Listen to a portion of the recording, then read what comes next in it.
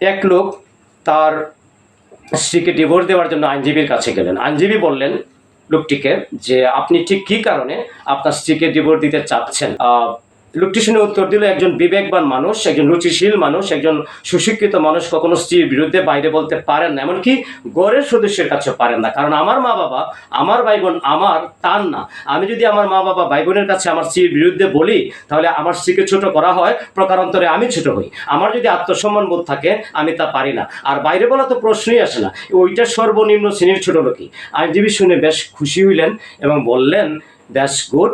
কিছুক্ষণ পর ডিভোর্সের সব কাজ শেষ হওয়ার পর আইনজীবী আবারও ওনাকে জিজ্ঞাসা করলেন, এবার বলেন, উত্তর দিলেন যে একটু আগেও সে আমার স্ত্রী ছিল, এখন তাকে আমি ডিভোর্স দিছি, এখন থেকে সে আমার কাছে নন মাহরাম নারী। নন মাহরাম নারী মানে পর নারী। আর একজন নন মাহরাম নারী সম্পর্কে মন্তব্য করার কোনো লিগ্যাল রাইট আমার নাই।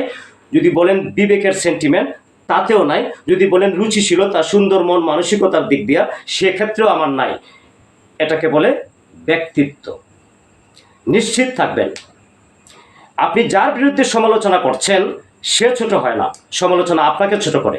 That's all for today.